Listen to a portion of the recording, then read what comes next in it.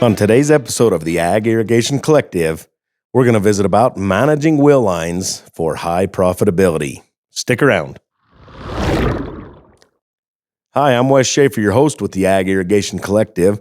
Sure do appreciate you stopping by and joining us for a podcast today. We're going to visit about managing will lines and hand lines for high profitability. I know that kind of sounds like an oxymoron when you talk about high profitability with hand lines and will lines, but there is a way to get higher profitability by utilizing hand lines and will lines. A lot of you currently are using hand lines and will lines. The most prevalent part of the United States where they are used is more toward the western United States. And coincidentally enough, the study that we're going to review is coming out of Washington State University Extension. So it's coming out of the Northwest pretty heavily as we're going to take a look at this and kind of go over some hand line and will line procedures and how you can better make your stuff a little more profitable with your stuff. So we're going to first dive into some soil water basics. And water typically is held in empty spaces between your soil particles. And when these empty spaces are completely filled, the soil is said to be saturated, which is also mud. So your excess water will drain out over time, and this will continue until a point when the soil can no longer hold this certain amount of water against the downward pull of gravity. This soil water content is called your field capacity. So I'm going to go into all of these kind of some terms here as we then can better understand at the length of time that you need to irrigate with your will lines and go into that type of deal. This chart, there's several charts and graphics here that the Washington State University Extension has put together. Of course, as always in the podcast, in the show notes or in the description of the video here on YouTube, I will put the link to this so you can refer back to this PDF. It's a pretty cool little chart that they put together. So as a plant's roots remove water from the soil dries out to the point where the suction or pull of the soil on the water is greater than the plant's ability to absorb water. At this point, the plant will wilt and die, and this soil water content is referred to as the permanent wilting point. The difference between field capacity and permanent wilting point is known as the available water holding capacity of the soil, or AWC. And so in the chart here, they're showing the lower portion is the unavailable water, the middle largest portion is the available water, and then the top portion or saturation is the excess water. Different soils have different available water holding capacities. Sand cannot hold as much water compared to silt or clay. A plant's rooting depth is also an important consideration. A plant with deeper roots, such as alfalfa, has access to much more soil and consequently has a larger reservoir of soil water to draw upon compared to plants with shallower roots, such as onions or potatoes. And then just below this text, there's another chart that goes into your different soil textures and the available water within those. And it goes clear from coarse sand, fine sand, clear to clay and peat moss or peat mucks is what they call it here. It is important to note that plants grown in sandy soils use the same amount of water and nutrients as those grown in heavier soils. Sandy soils do not need more water, they just need to be irrigated more often, but in smaller amounts, since this soil cannot retain as much water as heavier soils. Applying more water than a soil can retain results in deep percolation, which wastes water, pumping energy, and vital plant nutrients that are held in the soil water solution. So that actually makes quite a bit of sense to our logical brain. You may want to describe it differently than that, but that is a very good explanation of why you may need to water sandy soils more frequently, however, lower amounts of water. As the soil water content is drawn down from the field capacity to permanent wilting point, production is generally unaffected until a point where production drops off. This point is commonly chosen as the Management Allowable Deficit, or MAD. The shape of the curve and, therefore, the location of the MAD point vary for different plants. Soil water depletion below the MAD point will result in significant yield losses. So now we're going to get into some of the wheel line and hand line limitations. Now that we have more of an understanding of how soil allows water to move through it. So some of the limitation of set move systems, which would be wheel line or hand line. Wheel lines, and especially hand lines, require considerable time and effort to move from one set to another. Consequently, growers prefer to use the longer set times because this involves the least amount of work. Therefore, 24-hour sets are common. This often results in large amounts of water being applied with long intervals between irrigations, typically about 3 inches within a 24-hour set. This is acceptable if the soil is capable of holding these large amounts of water. However, not all soils can hold this much water in the root zone, and much of the water would be lost to deep percolation, or the crop would have to go into the stress zone in order to use that much water. Here's an example of soil water budgeting for pasture grass on sandy soil. So if we assume the rooting depth of pasture grass is 3 feet, and the soil water holding capacity of the loamy sand soil is 1.2 inches per foot, then the total water holding capacity is 1.2 inches per foot times 3 feet, or 3.6 inches of water that can be held in the root zone. However, we do not want to fully deplete the soil water because below about 50% of the available water, there will be significant yield losses.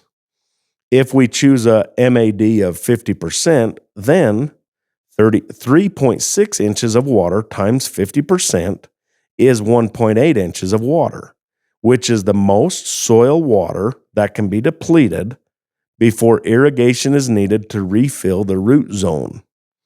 If we use the typical situation described above, where 3 inches of water is deposited in 24 hours, then almost half of the water would be wasted. In this case, 12-hour sets should be chosen to apply half as much water, which would be 1.5 inches, which is less than the calculated 1.8 inch maximum soil water depletion point. However, if the same grower had a field of alfalfa with a 5-foot deep root zone on a silt loam soil, which is 2 inches per foot of water holding capacity, then 24-hour sets would work fine. The calculation for that is 5 feet times 2 inches per foot equals 10 inches of available water. This 10 inches of available water multiplied by the 50% MAD results in 5 inches of maximum depletion. In this case, the grower may actually be able to move to 36-hour set. So that basically somewhat spells out too that there's quite some management practices necessary when you're dealing with wheel lines and hand lines in order to get your irrigation just right, to avoid wasting water, to avoid wasting pumping capacity, to avoid a bunch of things. Typically, you say, okay, I'm going to do a 12-hour set, but nobody really knows why. Some may have done the calculations based on soil types, holding capacity, but I think it is important in order to really pin down some profitability, as this article is outlining, to be wheel line and hand lines to be more profitable. We've got to pin down this data to be able to better manage this. And this is spelling this out exactly. So if you're running hand lines and wheel lines, I'd want you to look up this document and be able to calculate this on your own stuff. This is going to be pretty neat for some guys. So the movement patterns, there's 3 general patterns for moving wheel lines or hand lines. These patterns are commonly called taxi, wipe, and skip. We're going to go over these three patterns. In the taxi moving pattern, farmers irrigate every riser down to the end of the field, then taxi the empty system all the way back to the original location before starting the cycle over again. So basically, you're going to irrigate the entire field, roll back empty. With wheel lines, this is certainly far easier than with hand lines. Taxi is a viable option, but is often unpopular because moving an empty system all the way back to the beginning is labor intensive. That is true. So on the wipe method, in the wipe pattern, farmers irrigate every riser in one direction, then wait a short time, which might be 12 or 24 hours, before irrigating in the opposite direction. And so basically, irrigate down, wait 12 or 24 hours, irrigate back. This pattern eliminates the need to move the empty system all the way back across the field.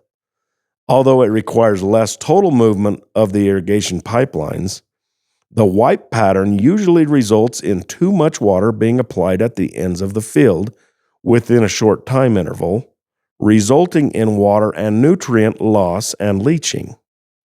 Using this pattern also results in a very long time interval between irrigations on the field ends, during which the plants see significant water stress and yield loss. Consequently, this option then is not recommended because of that. So say you're running 11 risers and it takes you, and you're on 24-hour sets, and you go 11 days down the field and then do this wipe method, you're going to be 22 days before you get back to the original location. And that's why this method's not recommended, because you will stress those plants at the very beginning where you started. So the skip pattern, farmers irrigate every other riser down and then irrigate the missed risers on the way back. That's actually a pretty neat way to do things. Go down every other, come back every other.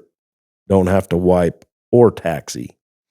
The skip pattern is recommended for the following reasons. It avoids the wipe problems of overwatering and long dry intervals at the field ends.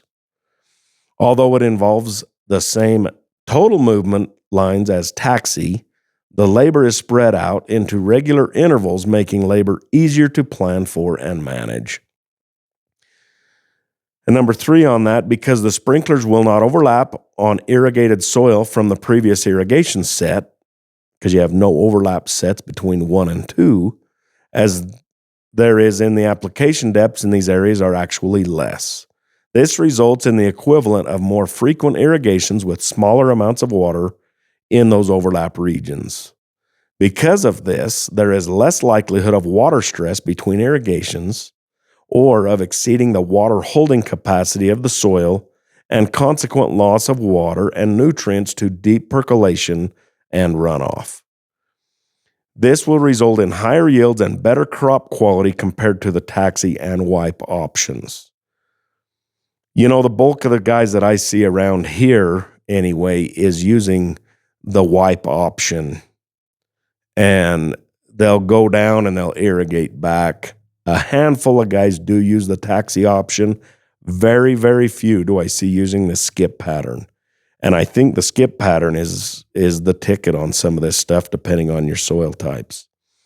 So your application uniformity in irrigation water is necessary to ensure maximum production for all areas of your field. However, sprinklers do not apply water in a perfectly uniform way.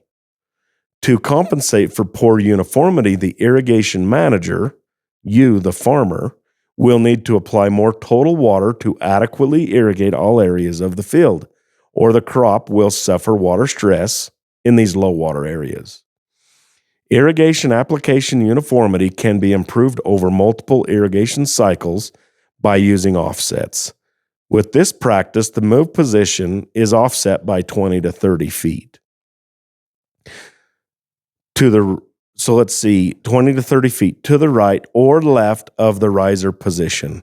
An offset can be made for hand lines using a 30-foot length of pipe, which would be considered, and we call them a swing line or a swing pipe, or 50% of the riser spacing and an elbow that are moved from riser to riser.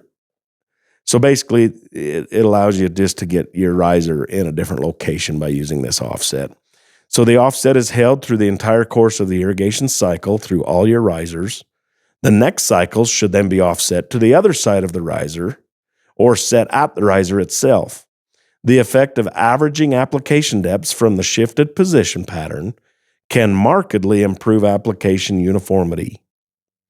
This improvement is particularly noticeable if operation pressures are on the low side or if a constant day-night wind pattern is present. In the case of extreme wind patterns, an offset of 12 hours in the start time in successive irrigations may also be desirable.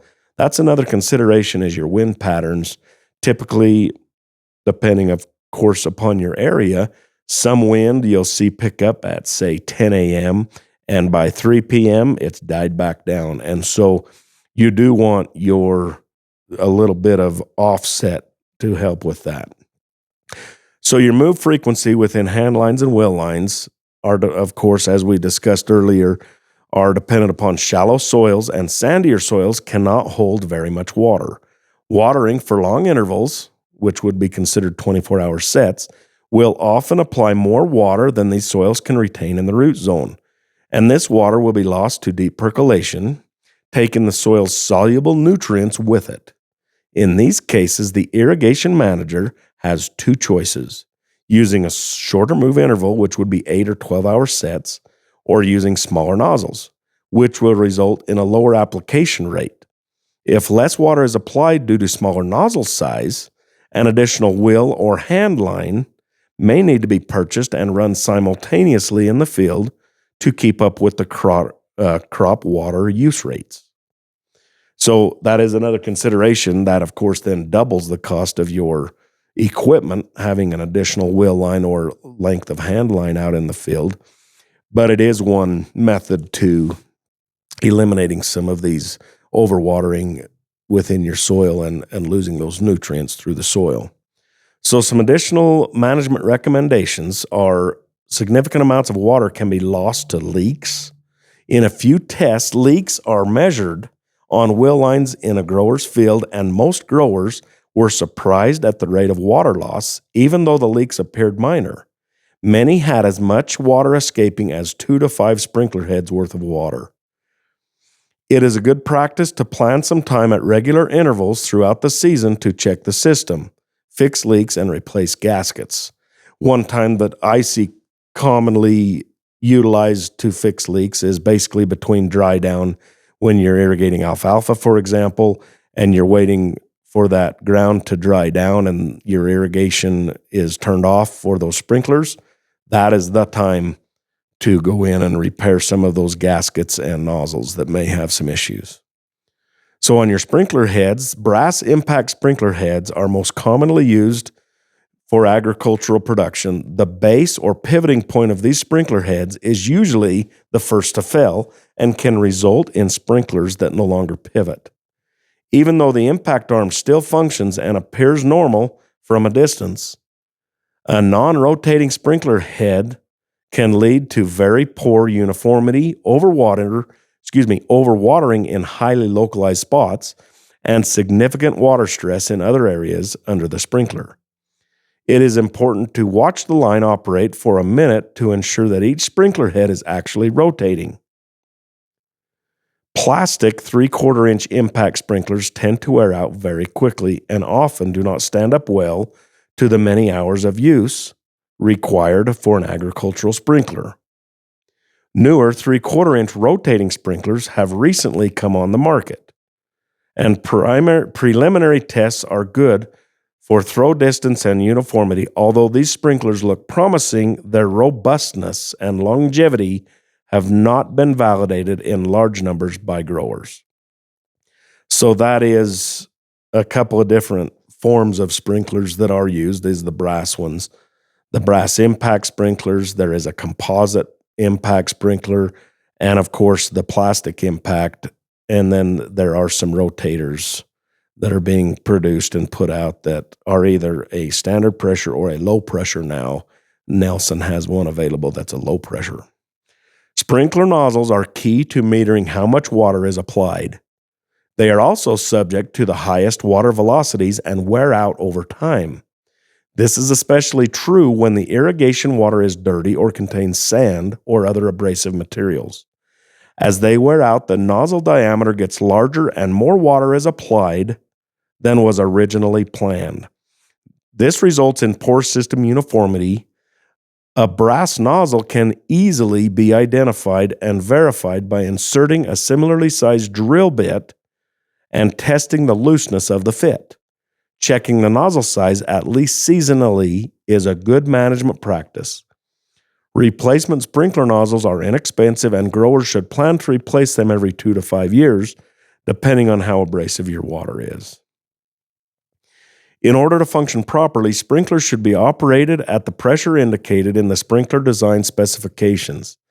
For most wheel lines and handline sprinklers, this is between 40 and 60 psi. At higher pressure, the stream of water is too broken up as it leaves the nozzle, so the application rates just next to the sprinkler riser will be too high. At very low pressures, the water does not break up enough as it leaves the nozzle. Consequently, the sprinkler applies water in a donut pattern that does not apply enough water and in between the sprinkler riser and the radius at which the most water hits the ground. Higher pressures also result in higher nozzle flow rates. So on a sloped field, the downhill sprinklers will have more pressure than those on higher elevations. This will result in an inadequate water application to the higher field elevations. Pressure compensating nozzles are available that flow at nearly the same rate regardless of operating pressures, and these nozzles are recommended for fields with elevation differences greater than 15 to 25 feet. They're actually a pretty cool nozzle they're called flow control nozzle, and they operate just that way depending upon your pressures that it holds that flow, or is designed to hold that flow. So your application rate or depth. The best way to determine application rate or depth during an irrigation event is to measure it directly. This is easily done by setting a straight-sided can, which would be a coffee or a soup can, under the sprinkler during an irrigation cycle and measuring the depth of the water caught. Remember that sprinklers apply different amounts of water at different points. And that's one reason that your sprinkler overlap is important. Using a point approximately 1/3 to 2/3 of the throw distance from the pipeline should provide a good average. Setting additional cans or buckets out in different points will provide a better estimate of the average. If a direct measurement cannot be taken, an alternative method is to calculate the application rate or depth using the sprinkler's nozzle, diameter and pressure, and the sprinkler spacing. So those are some pretty good tips. It's some pretty good publication of how to better manage your wheel line and hand line irrigation practice. I think wheel line and hand line irrigation has gone by the wayside as far as anyone thinking that there's any science into it or any thought that needs to be put into it when we do utilize it. And so it is important.